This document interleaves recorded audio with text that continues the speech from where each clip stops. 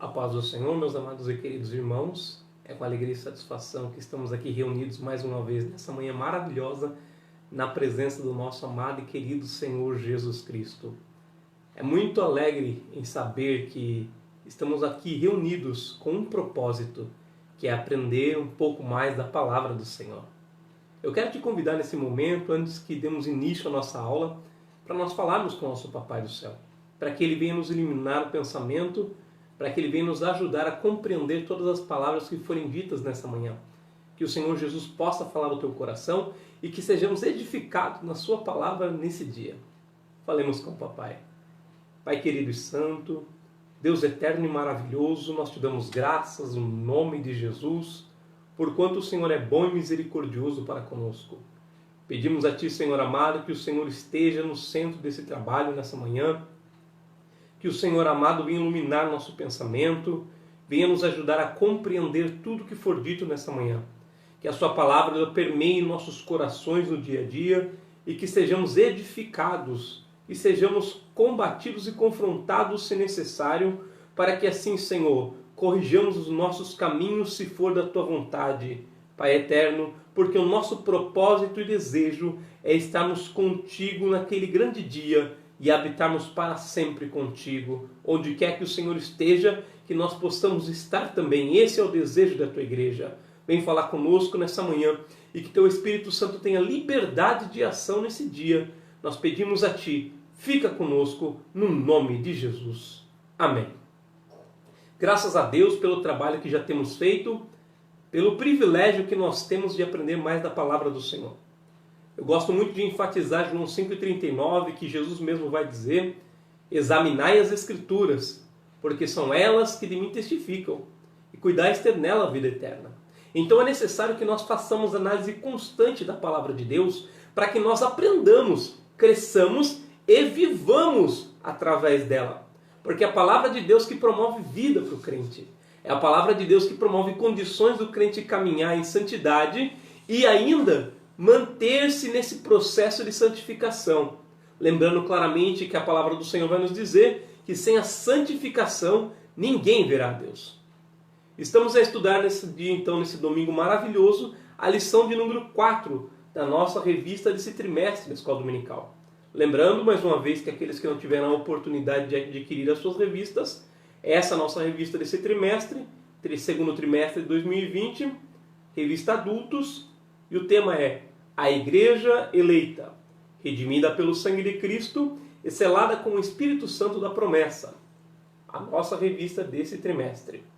Eu recomendo você que não teve a oportunidade de adquirir, adquira, para que assim você tenha condições de acompanhar o conteúdo que estaremos divulgando aos domingos, quer seja por meio da mídia social, ou ainda, assim nos permitindo Deus, reunidos na presença do Senhor, unidos ali, na nossa Santa Igreja. Eu gosto muito também de falar que o pastor Antônio Gilberto, o saudoso Antônio Gilberto, ele gostava de enfatizar o seguinte, que a escola dominical é o povo do Senhor, no dia do Senhor, aprendendo a palavra do Senhor. Embora não estejamos fisicamente unidos, mas estamos cumprindo com esse propósito na escola dominical. É o povo do Senhor reunido no dia do Senhor, aprendendo da palavra do Senhor. Então fiquemos nisso, aprendendo, crescendo. E Paulo mesmo vai dizer, para que deixemos de ser meninos inconstantes, meninos na fé, levados por qualquer vento de doutrina. Aqui eu faço até um parênteses rápido. É muito interessante quando nós paramos para verificar a situação de muitos dos nossos irmãos. É triste, meus irmãos, quando nós vemos algumas pessoas ouvindo tanta coisa por aí, cresce na igreja, ouvindo sempre o pastor ensinar. Infelizmente, alguns não são participantes da escola dominical, né? E isso entristece a gente, porque escutam algumas coisas de uma pessoa ou outra e jogam fora tudo aquilo que aprenderam desde então. Paulo vai dar uma lição muito forte para o seu filho Timóteo na fé. O seguinte: Timóteo, fica naquilo que você tem aprendido. Fica naquilo que você até agora tem sabido, as Sagradas Letras. Que te fazem o quê? Te fazem forte. Te fazem um crente de verdade, Timóteo. Fica nisso que você aprendeu. Que essa palavra ela realmente esteja no coração de todos os crentes. Não sai ouvindo qualquer coisa por aí e acha tido com aquilo como a verdade. Não, irmão.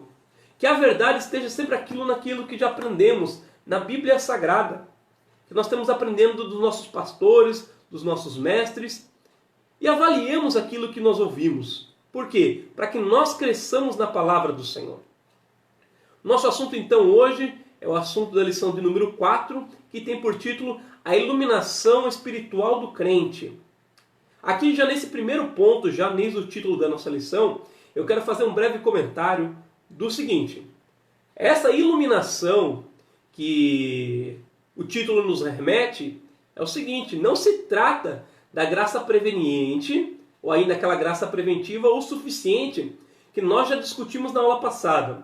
Lembramos que do verso 3 até o verso 14 do capítulo 1, Paulo ele está usando-se da doxologia, que nós já estudamos que doxa vem de glória, logia vem estudo, ou aplicação, ou palavra, enfim. Paulo ele discorre acerca da glória de Deus e de uma forma muito linda e poética, ele começa a exaltar essa glória. Do capítulo 1, verso 3 ao 14, ele então se utiliza desse argumento teológico para enfatizar e glorificar a Deus. Ponto muito importante e interessante é que ele vai elencar assim as bênçãos espirituais de Deus através de Jesus Cristo para com a humanidade. Lembrando ainda que já falamos na aula passada, quanto às bênçãos espirituais, Deus já predeterminara na sua presciência, ou seja, Deus sabendo de todas as coisas por antecipação, Ele, através do seu Filho Jesus Cristo, sabendo quem creria nele ou não, atribuiu a estes que escolheriam a Cristo o quê? A condição de serem chamados de eleitos, através de Jesus Cristo, que fique claro que foi o assunto da nossa aula passada. Através de Jesus Cristo, então, os homens são eleitos, e na condição de eleitos, são predestinados, ou seja, destinados por antecipação através de Jesus Cristo a receber as bênçãos espirituais, tais quais Paulo fala no capítulo 1, do verso 3 ao 14, nessa doxologia. E duas das bênçãos que nós já enfatizamos na aula passada é acerca da eleição e da predestinação do crente. Amém? Muito bem. Agora, quando nós falamos acerca da eleição e da predestinação, nós falamos um ponto que era muito importante acerca da graça preveniente ou graça suficiente.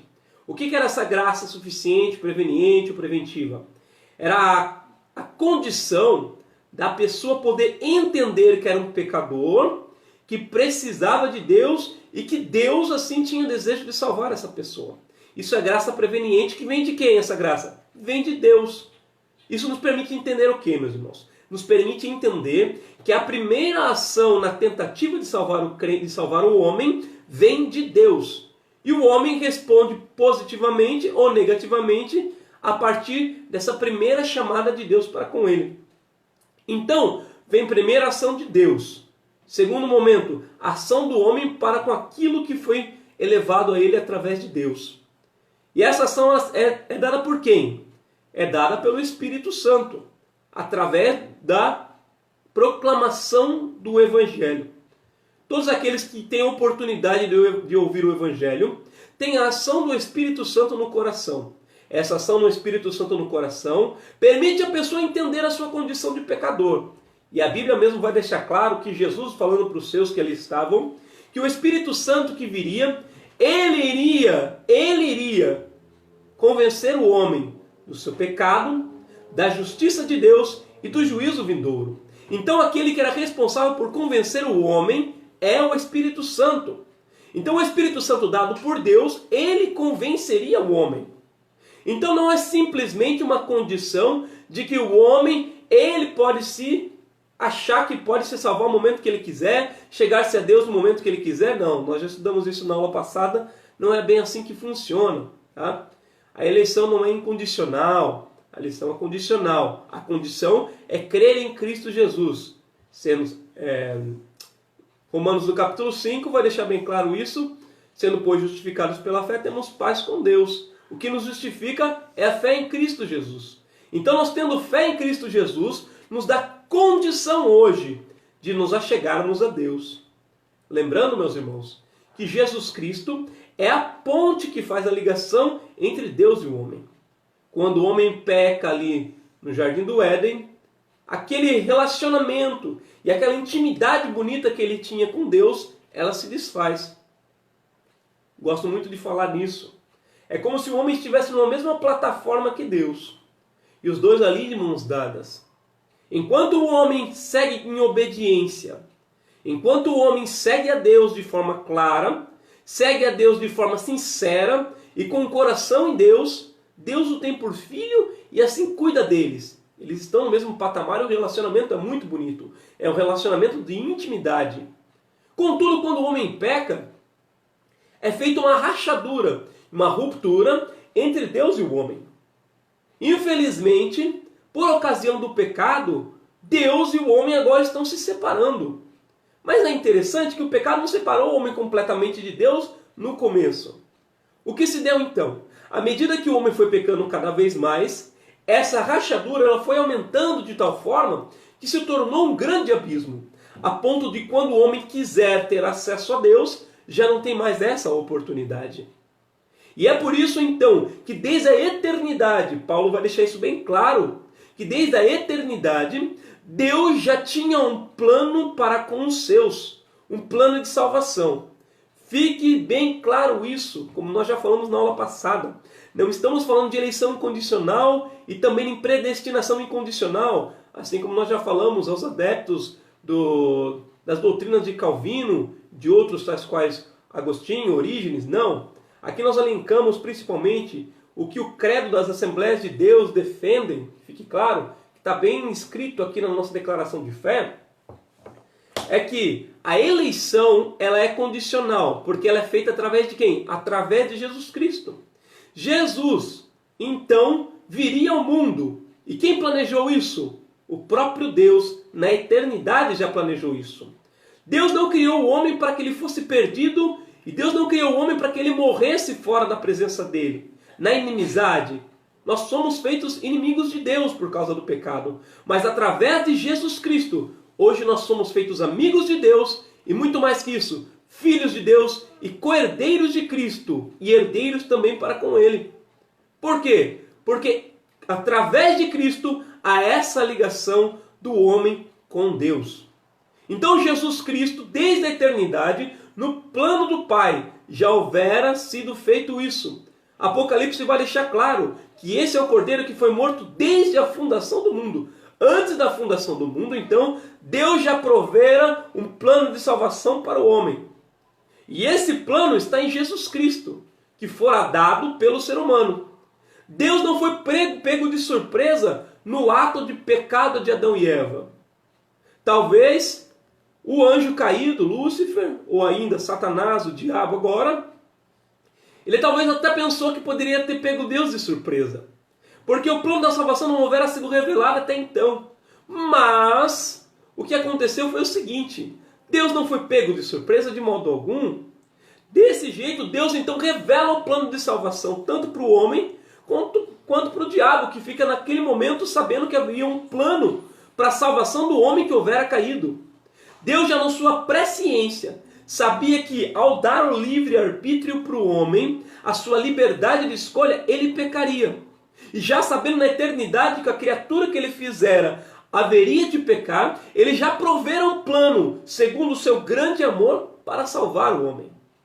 Glórias sejam dadas a Deus para sempre. Louvado e engrandecido seja o Senhor. Então, meus irmãos, quando nós falamos de graça preveniente ou graça preventiva, essa condição que o homem tem, através de Deus, na sua palavra pregada, que ele possa, então, entender sua condição de pecador, entender que ele precisa de Deus e que Deus também quer salvá-lo. É isso que é mais lindo em Deus, é que ele permite que o homem tenha condição de, quando o Espírito Santo bater na porta do seu coração, ele dar a liberdade para que o Espírito Santo entre, limpe o seu coração e dê condição de pecador, inimigo de Deus, passar a ser amigo de Deus. Glórias a Deus para sempre. Então a graça preveniente, ela trata-se disso. Contudo, quando nós estamos falando aqui nesse título, nessa lição de número 4, não se trata dessa graça preveniente. Ela se trata o que então? É do esclarecimento de Deus para com as coisas espirituais. Lembrando que Paulo está falando aqui para os seus irmãos em Éfeso.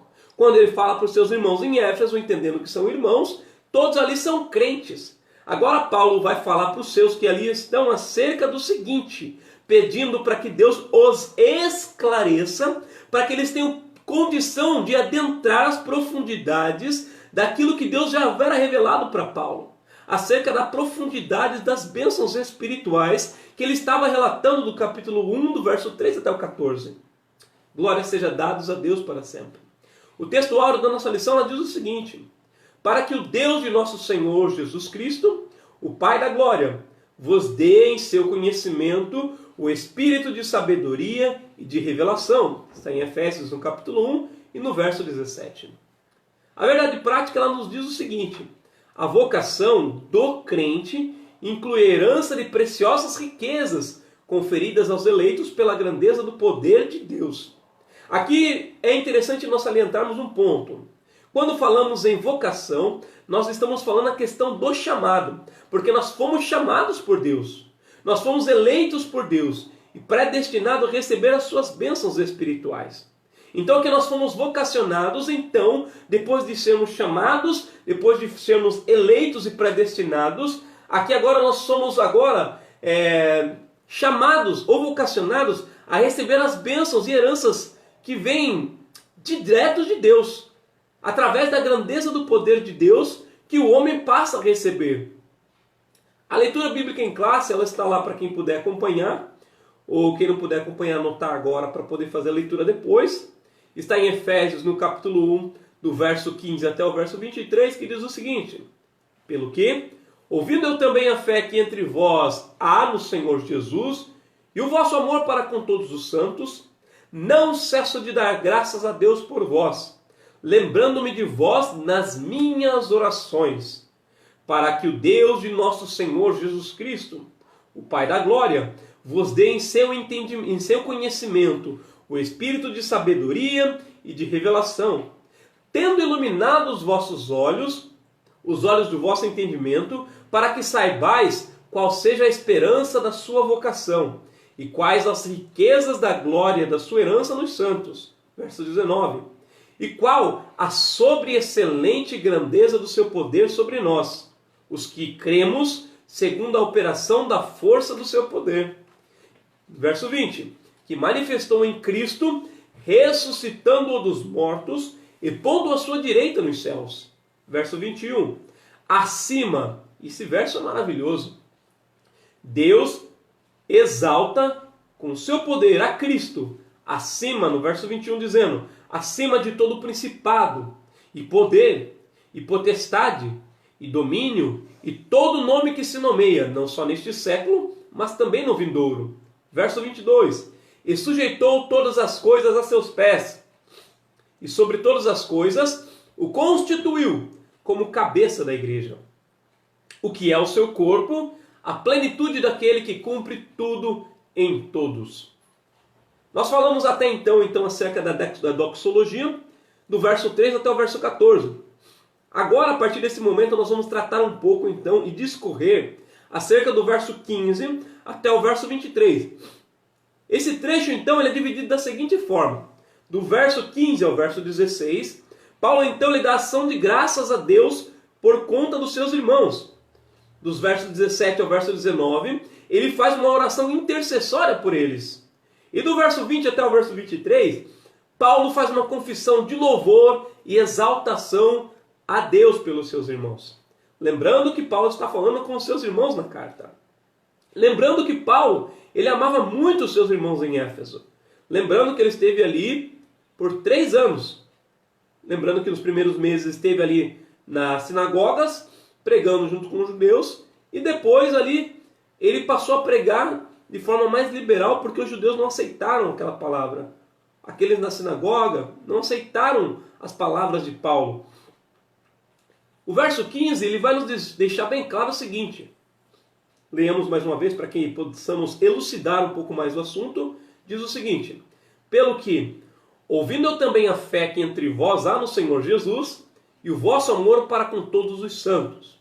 Aqui nós já podemos entender alguns aspectos acerca daqueles irmãos em Éfeso. Lembrando que a igreja de Éfeso ela era uma igreja formada tanto por judeus quanto por gentios. Tá?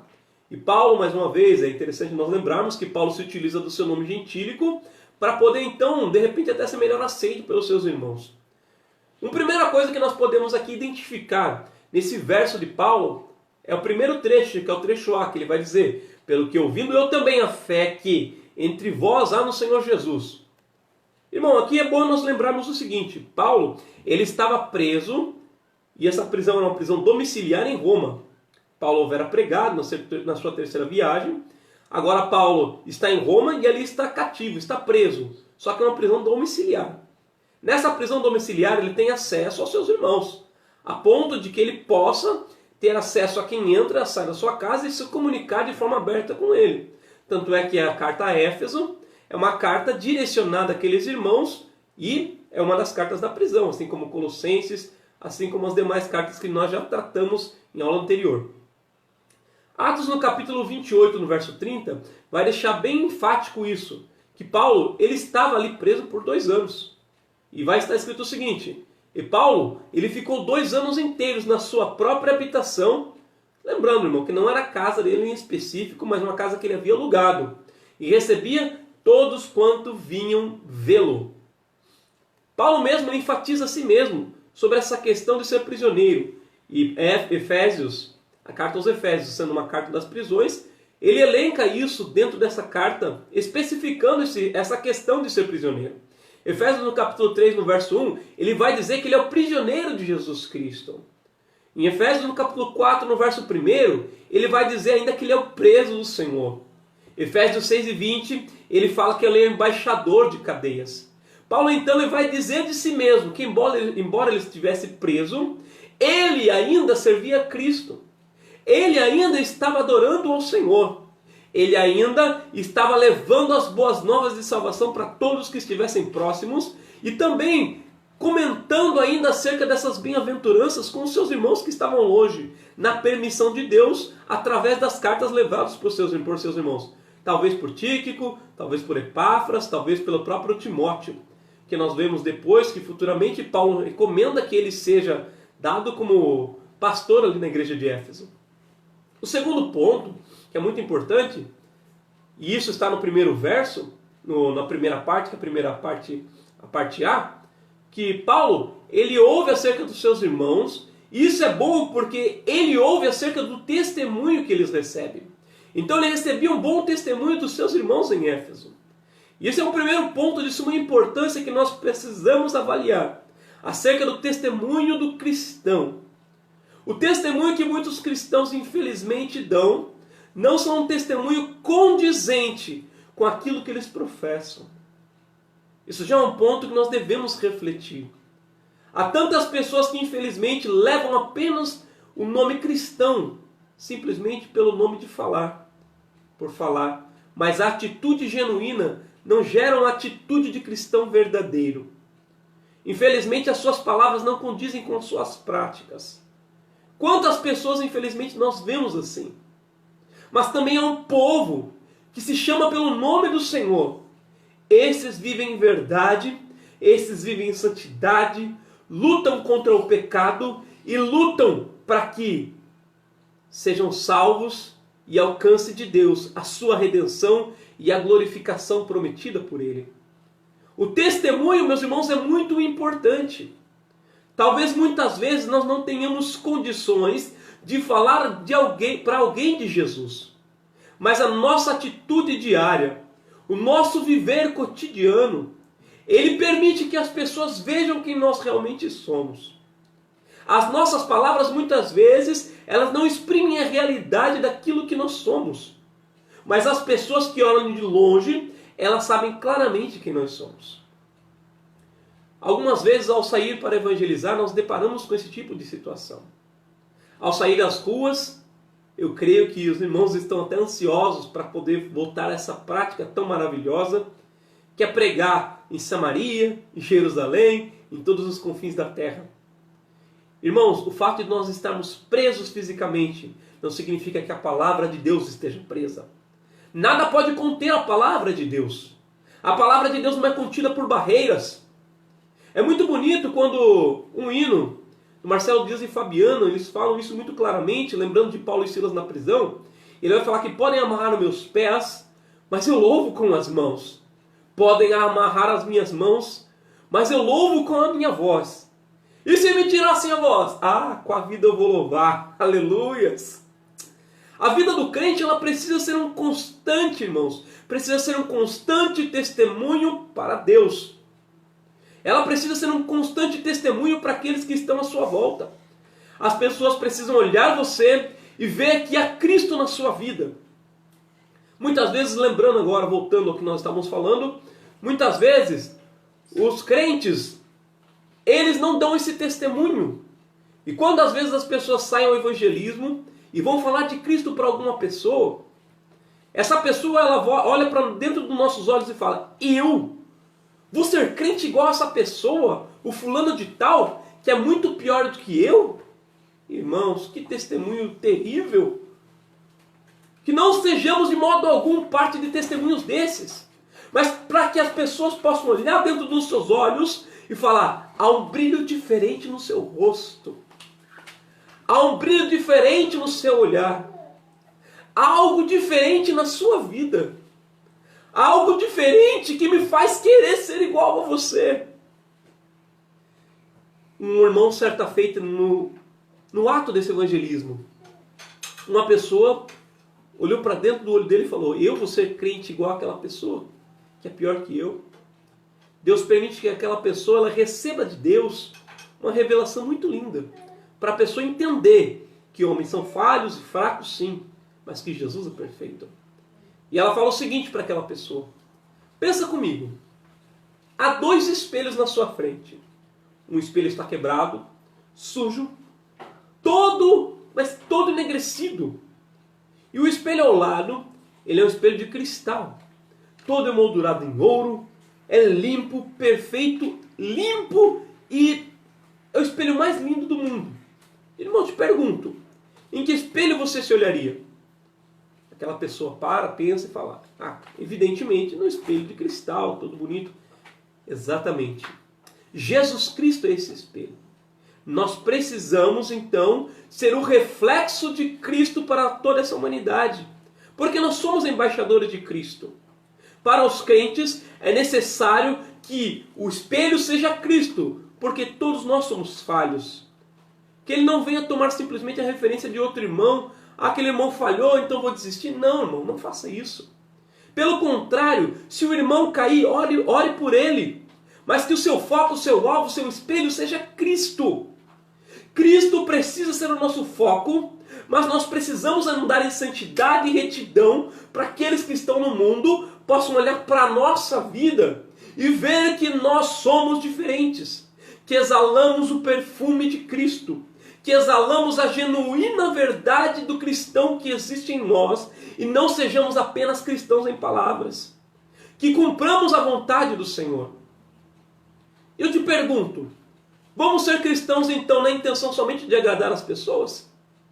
A nossa intenção então é de viver um cristianismo de agradar a A, para agradar a B, para agradar a C? Irmãos, não vivamos dessa forma. Não vivamos um evangelho fingido, não vivamos um evangelho mesquinho, um evangelho maquiado, mas que vivamos um evangelho que é o verdadeiro poder de Deus para a salvação de todos. Que vivamos esse evangelho de forma que todos que olhem para a nossa vida vejam que é um testemunho sincero e verdadeiro, a ponto da pessoa querer se entregar, ainda que com palavras nada lhe tenhamos dito. Nós sabemos de um missionário que certa vez estava entre os indígenas. E ali entre os indígenas, ele de maneira alguma, ele pregou para um repórter que foi ali entrevistar, tentar saber da vida daquele missionário. E aquele repórter foi convertido pelo testemunho de vida daquele missionário. Ele não foi convertido porque o missionário pregou para ele. Ele foi convertido por causa do testemunho de vida daquele missionário. E muitas vezes então, o que converte o coração e dá oportunidade da pessoa se render a Cristo, não são as palavras que você fala, não são aquilo que você diz para alguém, mas as atitudes de verdade perante Cristo que você tem no seu dia a dia. Isso é aquilo que permite que as pessoas tenham condições de chegar-se a Deus. Por exemplo, no seu trabalho, muitas vezes você não tem condição de falar de Cristo para alguém. Mas a sua atitude de correção diante de Deus, a sua atitude de fazer o melhor porque você é servo de Deus. Talvez você tenha um patrão que é alguém ímpio, alguém terrível, mas ele olha para você e fala, aquele rapaz é diferente. Aquela que eu maltrate, que eu fale assim com ela sempre faz o melhor e com excelência. Por que será? Até que ele vai vir a entender que é um espírito excelente na sua vida. Esse espírito que te faz ser diferente, que te faz ser verdadeiramente filho de Deus. Irmão, que esse testemunho ele seja um testemunho diário na sua vida. Que você realmente possa viver assim para com Deus. E que aqueles que estejam à sua volta possam ser convertidos através das palavras que emanam das suas atitudes para com o mundo. Que exalam o verdadeiro odor de Cristo. Vocês são os verdadeiros servos do Senhor e precisam exalar esse perfume. Para aqueles que estão à sua volta sintam um cheiro diferente. Em meio à podridão do pecado que exala no mundo, que os servos do Senhor exalem o perfume maravilhoso de Cristo. Aleluias. Gálatas 1:10, então Paulo fala o seguinte: por que persuado eu agora aos homens ou a Deus? Ou procuro agradar os homens? Se estivesse ainda agradando aos homens, não seria servo de Cristo. Paulo então ele deixa bem claro que entre agradar os homens e ser servo de Cristo, ele preferiria muito mais ser servo de Cristo. Muitas vezes nós vamos desagradar o mundo, irmãos. Que isso fique claro, não é desagradar no sentido de viver que estamos fazendo coisas erradas. É até interessante quando Paulo fala acerca das autoridades, que não devemos temer as autoridades, porque elas praticam as coisas acerca do nosso bem para que vivamos bem, mas devemos alcançar louvor dela. Por quê? Por causa das nossas atitudes diárias. O mundo vai nos odiar, a Bíblia vai deixar claro através de Jesus Cristo quando nos falou que o mundo nos odiaria. Por quê? Porque primeiramente odiou a Ele. E quando o mundo odiou a Cristo, automaticamente ele passa a nos rejeitar também. Aqueles que andam em verdade, aqueles que andam em santidade, eles vão alcançar alguns adjetivos muito bonitos até. Qual? Santarrão. Vão alcançar o adjetivo de crentão. Vão alcançar outros adjetivos que, ao ver deles, são pejorativos. Mas se você está alcançando esse tipo de adjetivo, fique em paz. Fique tranquilo. Você está no caminho certo. É esse tipo de coisa que Paulo fala aos seus irmãos na Galácia. Que eles deveriam ser servos de Cristo. E ainda que não agradassem aos homens nesse sentido, eles estariam agradando a Deus. Então é necessário que nós agrademos a Deus em toda a nossa prática, nossa forma de viver. Por mais que os homens se aborreçam pelas nossas práticas verdadeiras. Por exemplo, Salmos 1 vai deixar bem claro isso. Bem-aventurado o varão que não anda segundo o conselho dos ímpios, não se detém no caminho de pecadores, e tampouco se assenta na roda dos escarnecedores. Esse tipo de gente que comunga com o mundo, ele vai olhar para você e falar, por que ele não participa do que nós participamos? Por que ele não fala o que nós falamos? Por que ele não faz o que nós fazemos? Isso passa a irritar as pessoas que vivem nessas práticas. Por quê? Porque o seu pecado começa a lhe acusar. Porque o modo de vida daquela pessoa é diferente do seu. O modo de vida daquela pessoa faz com que a pessoa entenda que há algo errado na vida dela. É o testemunho de vida que emana de você. Que faz com que a pessoa entenda que a sua vida de pecado não é a vida correta. E o Espírito dentro dela passa a clamar por algo diferente. E esse algo diferente está refletido na sua vida, através do brilho de Cristo que emana de você. Paulo então fala que é mais importante ser servo de Cristo do que você então agradar aos homens. Irmãos, eu te pergunto, que testemunho então era esse dos Efésios que Paulo fala? Que testemunho era esse dos Efésios que Paulo ele vai se maravilhar e vai glorificar a Deus?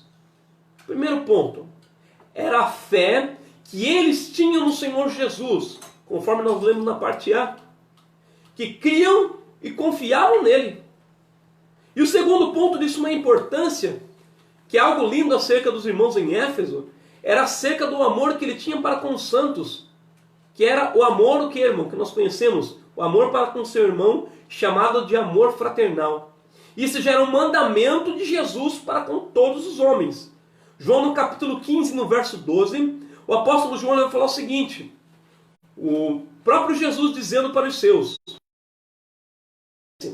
que vos ameis uns como eu vos amei. Jesus então ele começa a dar uma lição muito bonita para os seus filhos. E os irmãos em Éfeso então, por isso que Paulo ele começa a exaltar essa característica dos seus irmãos, que o amor era uma característica muito pungente naquela igreja. Eles estavam cumprindo o mandamento que Jesus já deixara para com eles, que amássemos uns aos outros. E quando nós amamos o nosso irmão, nós estamos falando então do amor fraternal. João 15:17 vai lembrar mais uma vez acerca desse mandamento de Jesus. Isso vos mando, que vos ameis uns aos outros. O próprio Jesus falando para aquele povo que estava ali, para os seus discípulos. Esse é o mandamento que eu dou para vocês, que vocês vos amem uns aos outros. As pessoas muitas vezes têm dificuldade de entender o que é o amor. Amor não se passa apenas de um sentimento. Não se trata apenas de uma característica, assim como uma alegria, assim como uma tristeza, que são sentimentos que muitas vezes não estão sob o nosso controle. Por exemplo, se alguém passar e lhe dar um empurrão, você se aborrece. Se alguém passar e pisar no seu pé e você sente dor, isso você não controla, isso acontece. Contudo, o amor é falado que nós devemos amar, ou seja, nós devemos praticar isso. O amor então não se passa apenas de uma palavra ou um sentimento, mas de atitudes praticadas por aqueles através do qual Cristo nos ensinou a ser.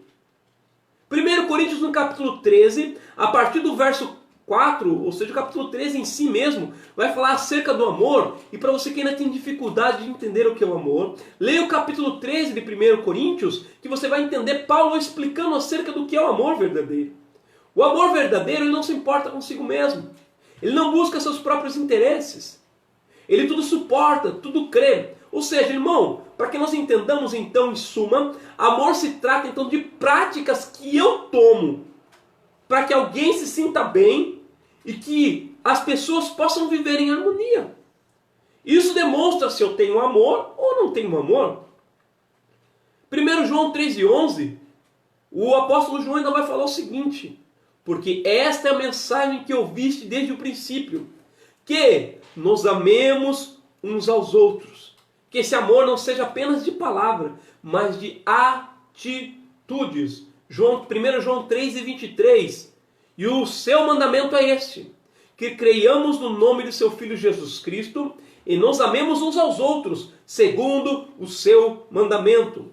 1 João 4:11. Amados, se Deus assim nos amou, também nós devemos amar uns aos outros. Irmãos, podemos ver aí que nós estamos falando nesse ponto, não do amor vertical, mas estamos falando do amor horizontal. Não estamos falando do amor aqui diretamente com Deus, mas do amor para com o nosso irmão. O amor fraternal, o amor para com aquele que está na minha frente. E Jesus mesmo vai falar isso. Como vocês podem dizer que amam a Deus que nunca viram, se não amam o seu irmão? Você precisa primeiro exalar esse amor para com seu irmão, para com seu próximo, não tendo a atitude de muitos aí fora. Que vê alguém sendo massacrado, irmão, me entristece muito. Quando eu escuto que alguém caiu, fulano caiu, aí eu escuto uma outra pessoa que me entristece mais ainda. Tá vendo, não vigiou? Tá vendo, bem feito? Olha isso, é óbvio que ia acontecer. Se achava muito santarrão, se achava muito isso ou aquilo. Isso me entristece muito. Onde é que está o amor fraterno? O amor de acolhimento? O amor de ajuda para com seu irmão? A intercessão para com seu irmão para que ele se reerga? Não é fácil alguém cair e se levantar. Mas há um Deus nos céus que tem o poder de levantar todo aquele que cai. Deus é o que dá força para levantar o caído. Mas nós precisamos ajudar através desse amor fraternal. Amar o nosso irmão caiu. Eu vou acusá-lo? Não, irmão. Eu vou me prostrar diante do Senhor. e lutar pela vida dele também. Eu vou lutar por ele, pedir as misericórdias de Deus para com a vida dele. É assim que o amor fraternal ele é. Nós precisamos nos ajudar. Não estamos falando aqui somente em questão de obras sociais, irmão. Não estamos falando aqui somente de você levar um pão para o seu irmão. Não é somente isso. Mas muitas vezes o teu irmão precisa mais da tua oração para vencer uma peleja espiritual. Teu irmão precisa que muitas vezes no meio da madrugada ele está sendo perturbado e Deus te incomoda para levantar. E lembra-se dele e você não ora por ele. Os missionários que estão no campo precisando que você ore por eles porque a batalha é ferrenha. O inimigo faz de tudo para tentar destruir aqueles que estão na frente do campo de batalha. E como nós temos agido então em relação a isso? Esse amor fraternal ele tem se espelhado de que forma? Será que nós lembramos de nos prostrar de joelhos perante o Senhor, pedindo a misericórdia pelo nosso irmão?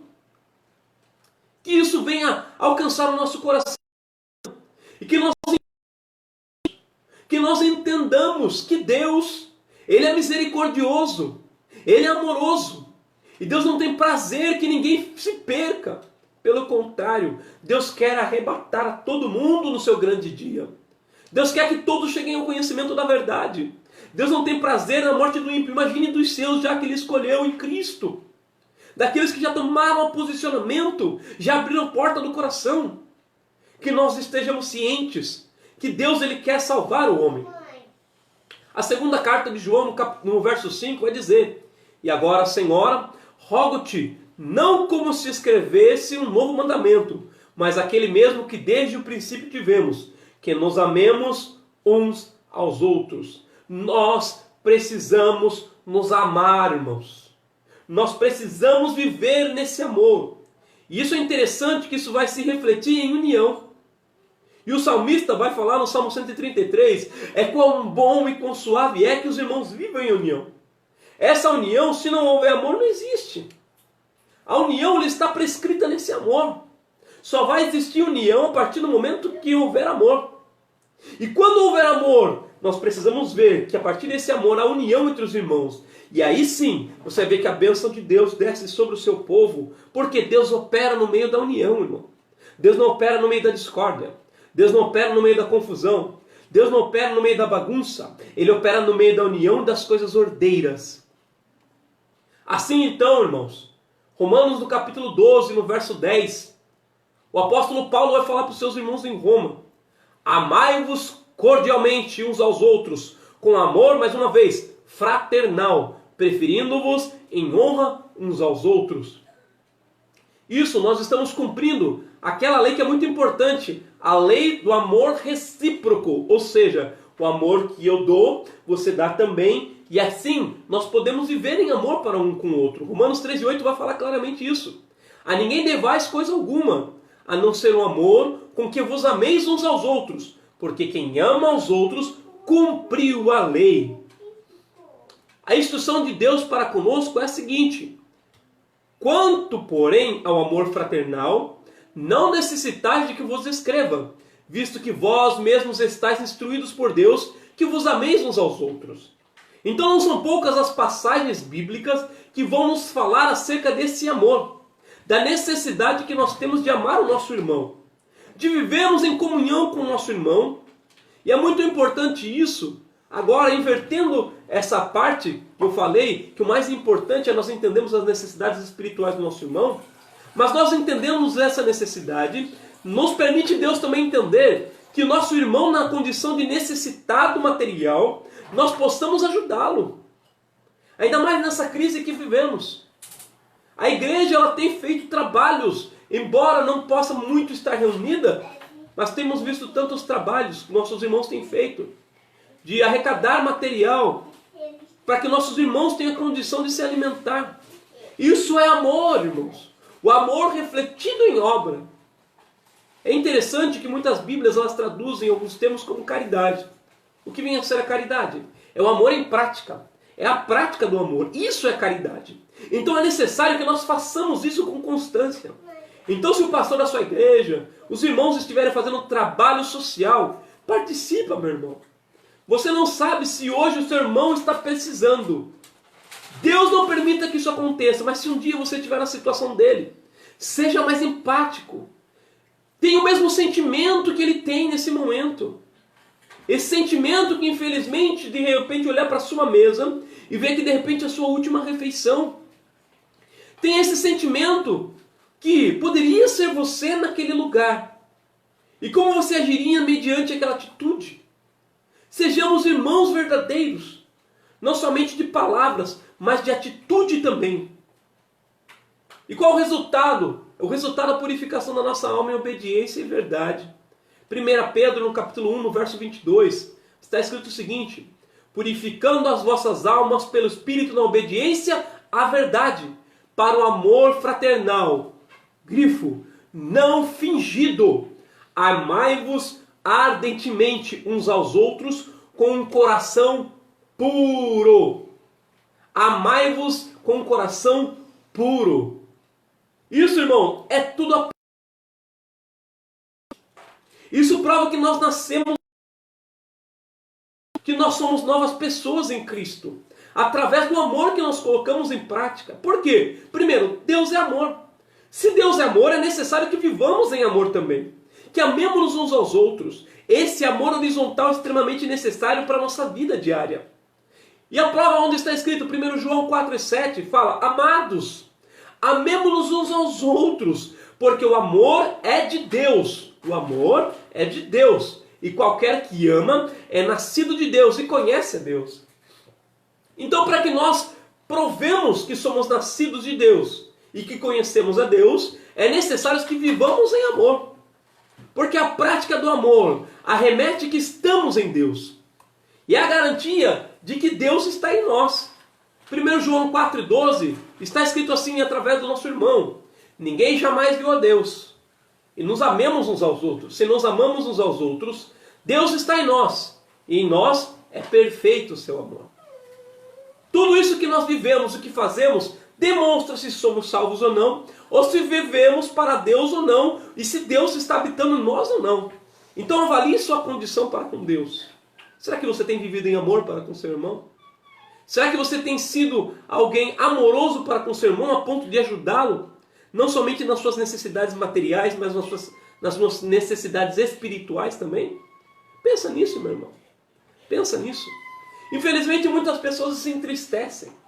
Quando de repente está na igreja, infelizmente isso aconteceu já e não poucas vezes, uma pessoa que está sentada no banco, olha, por exemplo, por um pastor que está pregando, olha para ele, olha para um presbítero, para um diácono, para um evangelista, e de repente comenta contigo o seguinte: olha a situação dele. Ele lá hoje é um presbítero, é um pastor, e eu ainda estou aqui. Com um sentimento de inveja e tristeza.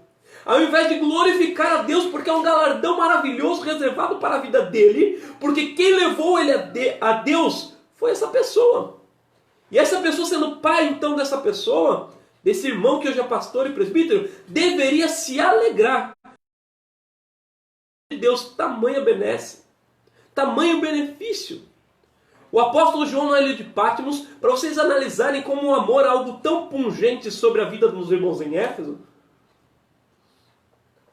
o apóstolo João, enquanto exilado na ilha de Patmos, Deus, através de Jesus Cristo já glorificado, ele fala com João, para que João levasse uma das cartas, e uma dessas cartas direcionada aos seus irmãos em Éfeso. A carta de Éfeso está escrito lá no capítulo 2 do livro de Apocalipse, do verso 1 até o verso 7. E o apóstolo João, ele vai escrever essas palavras ao anjo da igreja que está em Éfeso. Ao anjo da igreja que está em Éfeso, direcionado ao seu pastor. E ele elenca uma atitude muito importante, lembrando aqui justamente do que Paulo está falando aqui para os seus irmãos ali. Lá João, na ilha de Patmos, Deus, Jesus Cristo, ele elenca essa atitude para com seus irmãos. Ele fala desse amor. E fala: tenho porém contra ti, que deixaste o teu primeiro amor. Jesus olha do céu, vê a igreja em Éfeso, que Paulo tanto ensinara, que Paulo se alegrara, está vendo que ela está deixando uma prática que é tão importante e uma prática tão visível dentro dessa igreja, que é o amor fraternal. Tenho, porém, contra ti, isso vai estar escrito claramente, a carta, ali em Apocalipse, no capítulo 2, a partir do verso 1, que eles deixaram a prática do primeiro amor. E vai falar assim, Jesus Cristo alertando aquela igreja: arrepende-te e pratica as primeiras obras. É necessário que nós voltemos à prática do primeiro amor. Por quê? Porque isso é muito importante para a igreja. O mundo só entende que Cristo está na igreja através do amor, que é mostrado pelas atitudes do seu povo. Aleluias! Louvado e engrandecido seja o Senhor. Paulo então, no verso 16, ele fala algo muito lindo.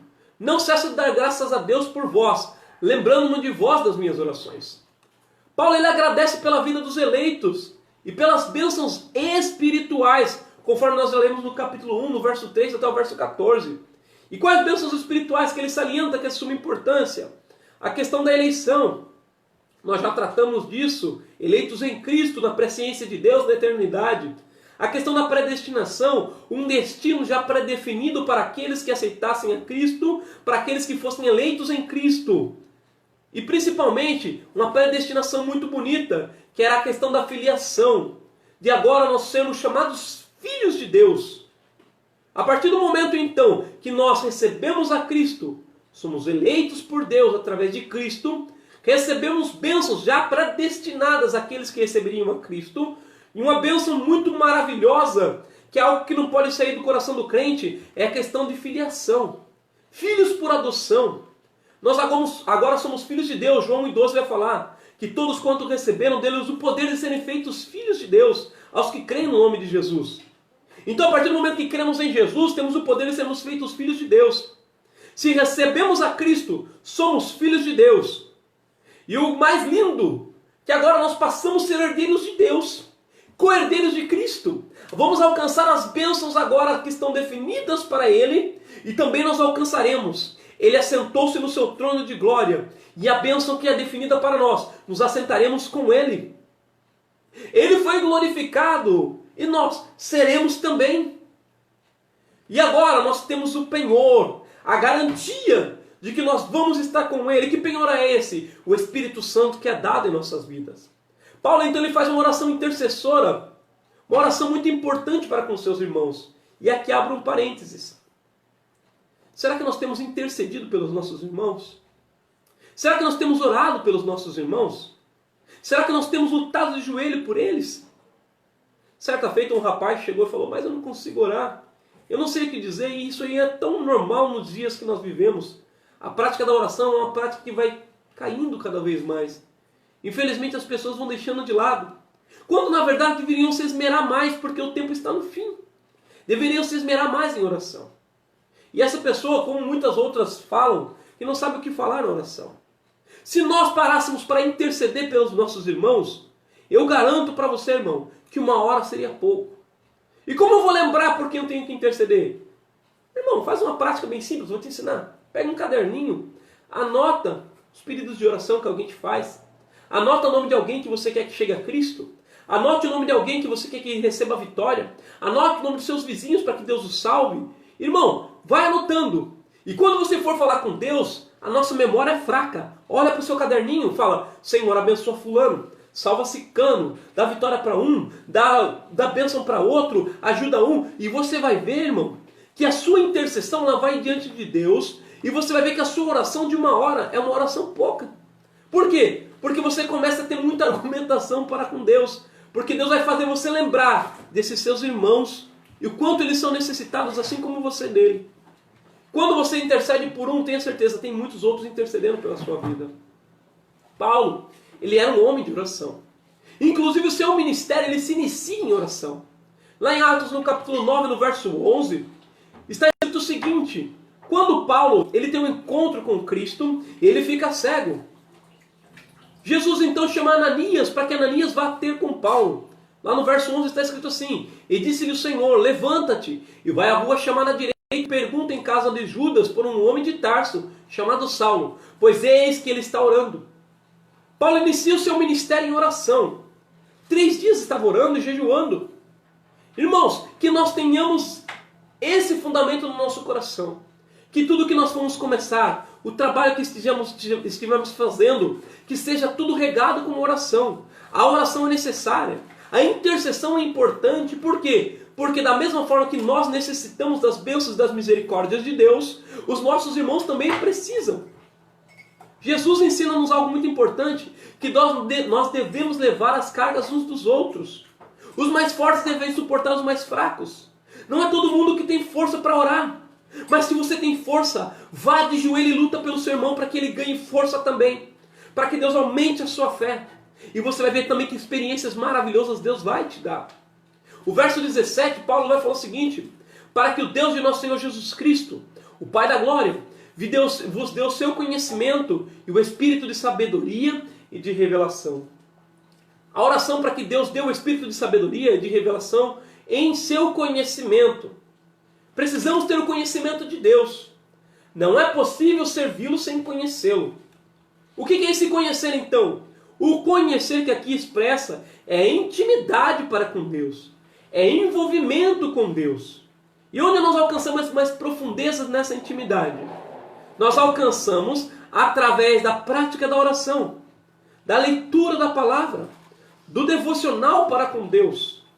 A santidade é algo muito importante que nós agregamos através da prática da oração, através da prática da leitura e do aprendizado da palavra. Através do mergulho na palavra de Deus. Quanto mais nós entramos na intimidade para com Deus, nós passamos a conhecê-lo. E é desse conhecimento que Paulo vai elencar aqui nesse texto. E assim nós vamos então cumprir algo muito importante. Sendo do conhecimento então agora, nós tendo esse conhecimento de Deus, nós passamos a ser discípulos. Mas sendo discípulos quando cumprimos o que Ele nos manda e quando fazemos aquilo que Ele nos ordena em obediência. Mateus 16:24 está escrito: então disse Jesus aos seus discípulos: se alguém quiser vir após mim, renuncie-se a si mesmo, tome-se a si a sua cruz e siga-me. É necessário que nós vivamos então carregando a nossa cruz. Para que nós entendamos que somos discípulos dele, precisamos do conhecimento e de intimidade para com ele, carregando a nossa cruz e Cristo nos ajudando a vencer. As mesmas palavras estão escritas em Marcos 8:34, Lucas 9:23. Isso é ter conhecimento de Deus. O pedido do apóstolo então é acerca do espírito de sabedoria e revelação. Salmo 111:10 está escrito o seguinte: o temor do Senhor é o princípio da sabedoria. Bom entendimento tem todos os que cumprem os seus mandamentos, e o louvor permanece para sempre. O temor do Senhor é o princípio da sabedoria. Então é necessário primeiro que as pessoas temam a Deus. Isso já é impressão do quê? Do que o conhecimento, de que a sabedoria já está sendo impregnada no coração da pessoa. É dada por Deus. A partir do momento que ela passa a receber a informação de que Cristo tem poder para salvar. Aquela graça suficiente através de Cristo no coração do homem, através do Espírito Santo, ela já começa a entender, já começa a ter um pouco de sabedoria de que Deus tem amor para com o homem e quer salvá-lo. Provérbios 9:10 diz o seguinte: o temor do Senhor é o princípio da sabedoria, e o conhecimento do santo a prudência. Então o conhecimento do Senhor é necessário. A sabedoria, ela é dada por Deus. Isaías, quando ele está relatando acerca de Cristo, no capítulo 11, no verso 2, ele fala acerca de Cristo o seguinte: e repousará sobre ele o Espírito do Senhor, e o Espírito de sabedoria, e de entendimento, e o Espírito de conselho e fortaleza, o Espírito de conhecimento e temor do Senhor. Isaías então vai relatar acerca de Cristo que algo que repousaria sobre ele era o Espírito de sabedoria. A sabedoria que não era sabedoria de homem. Era a sabedoria que vinha do alto. Era uma sapiência fora do normal. Ele era uma pessoa extremamente sapiente. Jesus tinha uma condição que nenhum outro homem tinha. Ele tinha a sabedoria em excelência.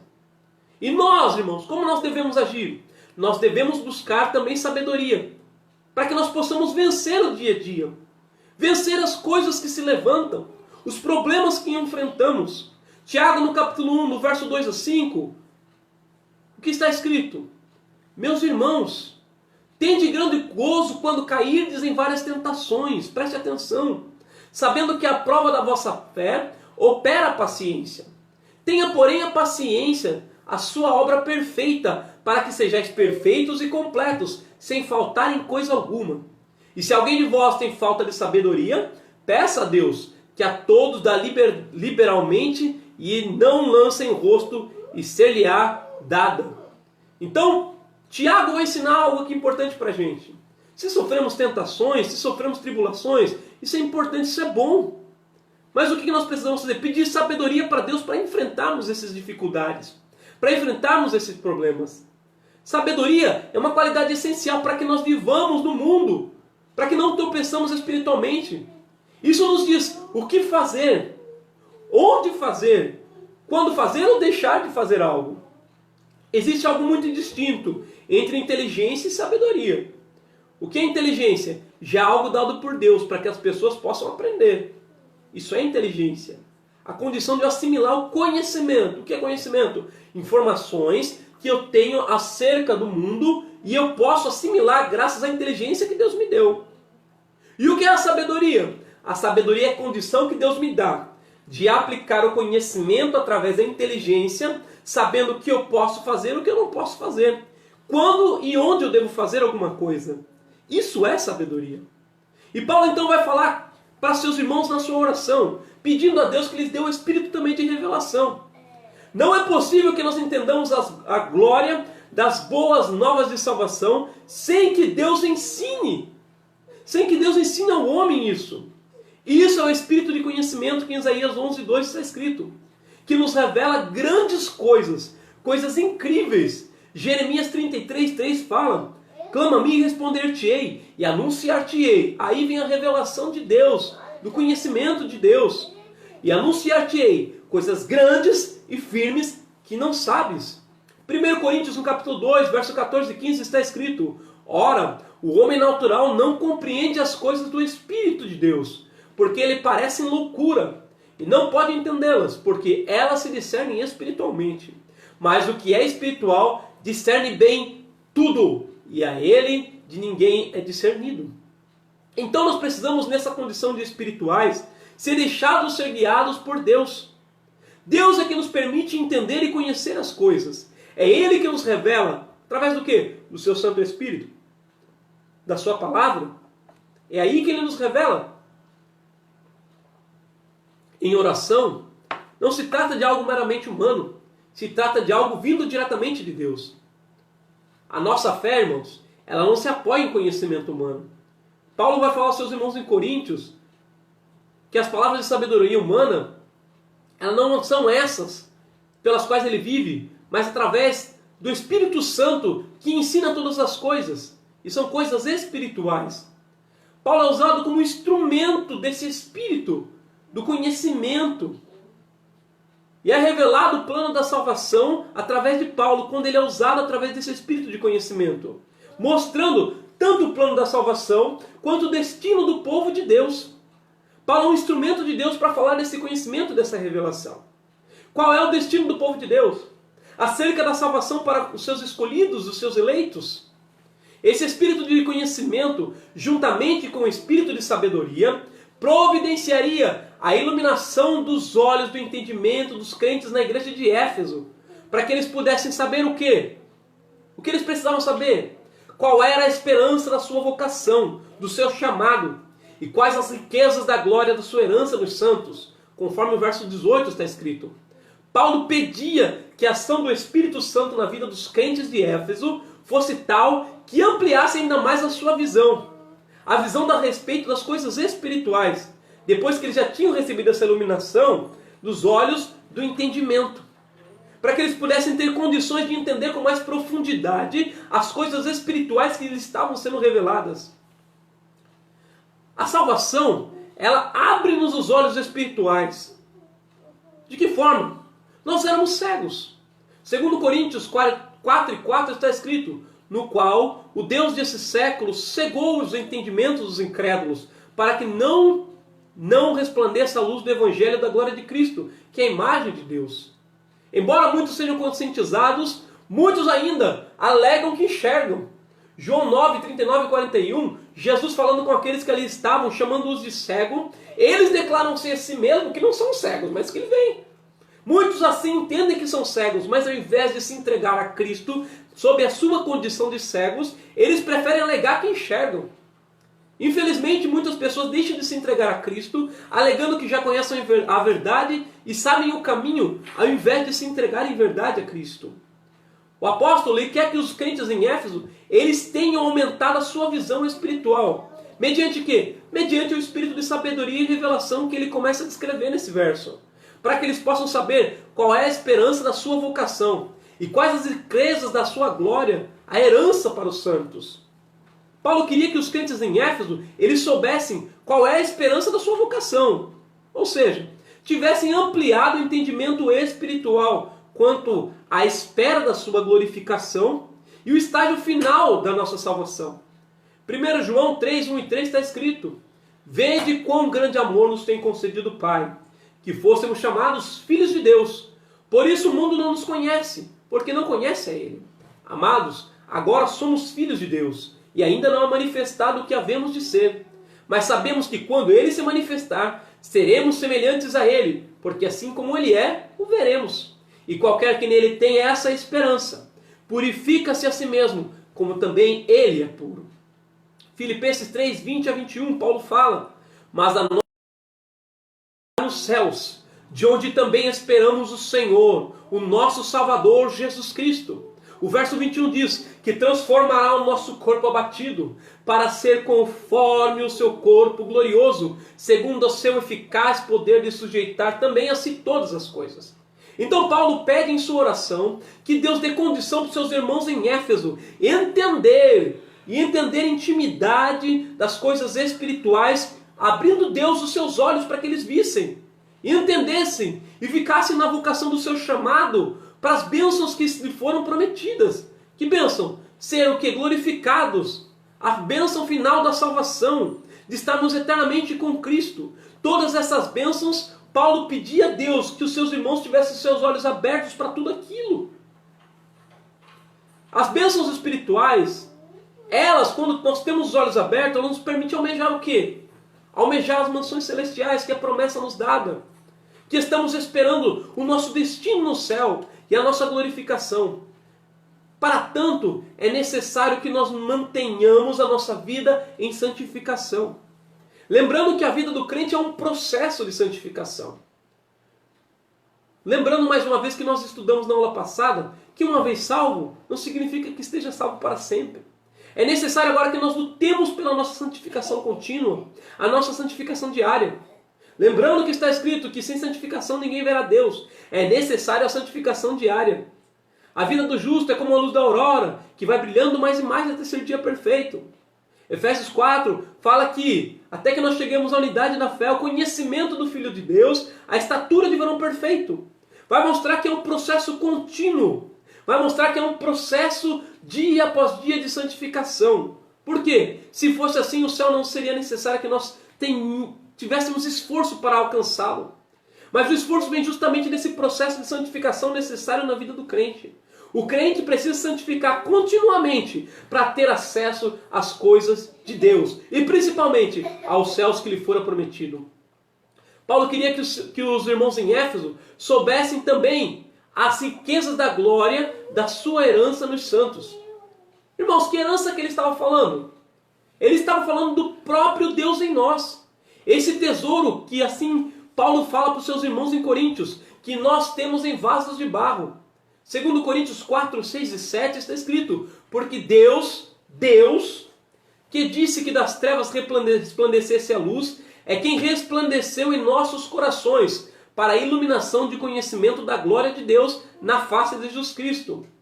Temos, porém, esse tesouro em vasos de barro, para que a excelência do poder seja de Deus, e não a nós. Seja Deus, e não a nós. Então, esse tesouro, essa herança, é o próprio Deus em nós. O Deus nesse vaso de barro que aqui temos. Em suma, sua herança enfatiza que Deus deu aos seus eleitos. Essa condição, esse poder de sermos feitos filhos de Deus. E o termo riquezas refere-se às maravilhosas bênçãos que acompanham o plano da salvação. Que bênçãos são essas? O perdão dos pecados, como está escrito na lição, a adoção de filhos e as bênçãos que serão desfrutadas no porvir. Colossenses 1:27 fala dessas bênçãos, aos quais Deus quis fazer conhecer quais são as riquezas da glória desse mistério entre os gentios, que é Cristo em vós, esperança da glória. 1 Pedro 1, 4 e 5. Para uma herança, que tipo de herança? Incorruptível, incontaminável e que não se pode murchar, guardada nos céus. Diz que mediante a fé estáis guardados na virtude de Deus, para a salvação já prestes para se revelar no último dia. Paulo então ele vai elencar e vai falar no verso 19 acerca da sobreexcelente, o quê? Grandeza do poder que opera em nós. O que Paulo quer dizer acerca da sobreexcelente? Paulo está falando aqui já de algo muito maravilhoso acerca do poder de Deus.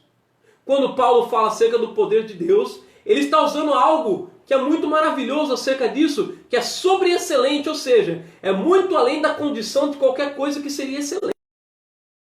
Imaginável. É um poder fora da questão humana de conhecimento. É um poder extraordinário, um poder fora da concepção humana. E esse poder todo, Deus, ele deixa à disposição da igreja.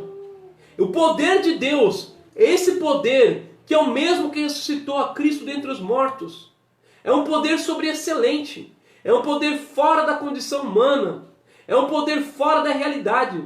E Deus, ele usa esse poder desmedido, dessa forma pleonástica de se falar. Ele indica isso o potencial de Deus. E esse potencial todo, ele opera em favor de quem? Do crente em Cristo Jesus. Paulo ele apresenta 3 exemplos extremamente irrefutáveis acerca da força desse poder. Primeiro, a ressurreição de Cristo. Segundo, a sua ascensão à direita do Deus nos céus, conforme o verso 20. E terceiro, que está escrito no verso 21 e verso 22, sua elevação acima de todo domínio. Somos salvos como resultado do poder de Deus. Através do quê? Através do Evangelho, que segundo Romanos 1,16 é poder de Deus. Porque não me envergonho do Evangelho de Cristo, pois é o poder de Deus para a salvação de todo aquele que crê, primeiro do judeu e também do grego. Nos versos 20 a 22, Paulo vai falar acerca de Jesus Cristo.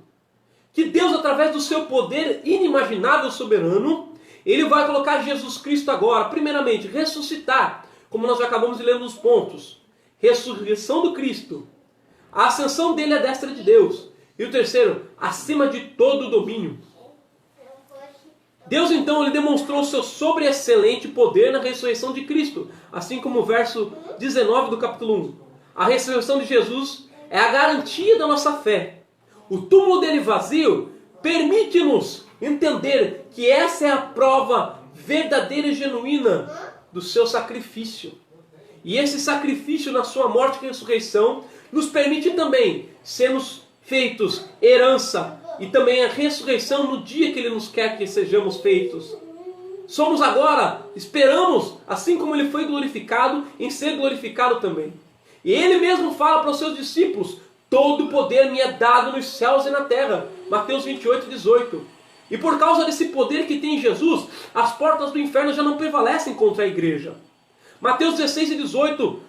Jesus, quando está falando com Pedro, ele vai falar justamente isso. Pois também eu te digo que tu és Pedro, e sobre esta pedra, que é Jesus, edificareis a minha igreja, e as portas do inferno não prevalecerão contra ela. Paulo mostra para os salvos que tem eles à sua disposição todo o poder de Deus, e que, portanto, devem fazer uso para terem uma vida espiritual abundante. Jesus Cristo foi o exemplo da nossa exaltação, foi o exemplo de exaltação. Primeiro, ele foi a primícia dos que dormem. O poder de Deus foi o que ressuscitou Cristo entre os mortos. Atos 2:24 vai estar escrito isso. Ao qual Deus ressuscitou, solta as ânsias da morte, pois não era possível que fosse retido por ela. 3:23 de Atos ainda. Ressuscitando Deus a seu Filho Jesus, primeiro o enviou a vós, para que nisso vos abençoasse, no apartar a cada um de vós das vossas maldades. É o poder de como operou na ressurreição de Jesus. Jesus sendo a primícia dos que dormem, o primeiro que foi ressurreto e glorificado, nós também seremos glorificados. Jesus foi a primícia dos que dormem. 1 Coríntios 15, 20 até o 22 está escrito: mas de fato Cristo ressuscitou dentre os mortos e foi feito a primícia dos que dormem. Porque assim como a morte veio por um homem, também a ressurreição dos mortos veio por um homem. Verso 22, porque assim como todos morrem em Adão, assim também todos serão vivificados em Cristo. Todos morrem em Adão, mas em Cristo todos serão vivificados. Ele sendo a primícia dos que dormem, o primeiro glorificado, o primeiro estar à destra de Deus, nós também, através do poder de Deus que gerou vida em Jesus Cristo, que ressuscitou Jesus Cristo entre os mortos, também nos garante a ressurreição naquele grande dia. Assim como 1 Tessalonicenses 4,14 está escrito: porque se cremos que Jesus morreu e ressuscitou, assim também os que em Jesus dormem, Deus os tornará a trazer com ele. Por quê? Porque primeiro Cristo venceu. Cristo ressuscitou entre os mortos, foi feito primícia dos que dormem. Cristo vencendo, nos dá condição também de, naquele dia, sermos também feitos o quê? Ressurretos. Sermos transformados e glorificados para a glória de Deus Pai. Os crentes vencerão a morte e irão reinar com Cristo eternamente. Essa é a promessa feita por Jesus. Por quê? Porque Ele venceu. João 5, 28 e 29 vai falar: não vos maravilheis quanto a isso, porque vem a hora em que todos os que estão nos sepulcros ouvirão a sua voz. E os que fizeram bem sairão para a ressurreição da vida. E os que fizerem mal para a ressurreição da condenação. Leia também Filipenses no capítulo 3, no verso 20 e verso 21. Também está falando isso, que Ele vai transformar esse corpo abatido para ser conforme o seu corpo glorioso, segundo o eficaz poder de sujeitar também a si todas as coisas. Cristo ele é levado a uma posição de honra muito maravilhosa. Que posição é? A posição de completo triunfo dele, à destra de Deus, sentar-se ao trono de Deus. Filipenses 2, 9 e 11 vai estar escrito, Filipenses capítulo 2, verso 9 a 11 vai estar escrito claramente isso. Por isso, também Deus o exaltou soberanamente. Ele deu um nome que é sobre todo nome, para que ao nome de Jesus se dobre todo o joelho dos que estão nos céus e na terra e debaixo da terra. E toda língua confesse que Jesus Cristo é o Senhor, para a glória de Deus Pai. Então Deus exaltou seu Filho acima de todo nome. E esse triunfo também é assegurado àqueles que perseverarem na sua fé. Perseverarem em Cristo, alcançarão dele todas essas benesses também. 1 Coríntios 15, 56 e 57 está escrito isso claramente. Ora, o aguilhão da morte é o pecado, e a força do pecado é a lei. Mas graças a Deus, que nos dá vitória por nosso Senhor Jesus Cristo. Assim, tanto a ressurreição como a ascensão de Cristo são obras do poder de Deus. E para finalizar, Cristo, ele é exaltado sobremaneira, ou seja, o nome de Cristo é colocado acima de todo nome, acima de todo principado, acima de toda potestade, acima de tudo que existe. Cristo é colocado acima de tudo, sendo primícia dos que dormem, sendo aquele que foi glorificado primeiramente, dando condições para a igreja também ser glorificada, e sendo agora filho de Deus e co-herdeiro de Cristo e herdeiros de Deus, alcançar também todas as bênçãos que Cristo alcançou. De sermos chamados filhos de Deus, alcançar a herança de Cristo, a salvação e glorificação eterna. O resultado do triunfo de Jesus traz duplo benefício para a igreja. Qual é esse primeiro benefício? Que Deus fez Cristo o cabeça da igreja. E o segundo, que Deus designou a igreja para ser o quê? Para ser o seu corpo. Agora a igreja é o corpo de Cristo. No momento, a igreja está separada da cabeça. Quem é a cabeça? Jesus Cristo. Nesse momento está separado. Mas a primícia dos que dormem, Jesus Cristo está com o Pai. E agora precisa que o corpo se una em casamento com a cabeça, que é Cristo. E no momento certo, nós todos alcançaremos essas bênçãos do Senhor. No momento certo, prevalecendo na fé, vivendo em amor para com nossos irmãos e com Deus, nós alcançaremos as bênçãos de Deus, assim como Paulo elenca na sua passagem aos irmãos em Éfeso.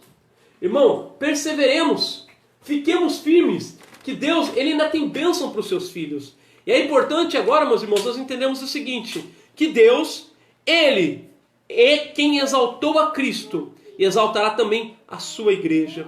Que Deus continue vos abençoando em Cristo Jesus. Que essa lição, ela perpetue no seu coração. Eu agradeço a Deus por cada um de vós que estivemos conosco nessa manhã. Que Deus ele continue falando ainda mais ao seu coração. Semana que vem, permitindo-nos Deus, estaremos reunidos mais uma vez para aprender da sua santa, bendita e genuína palavra. Que o Senhor vos abençoe assim em Cristo Jesus. Amém.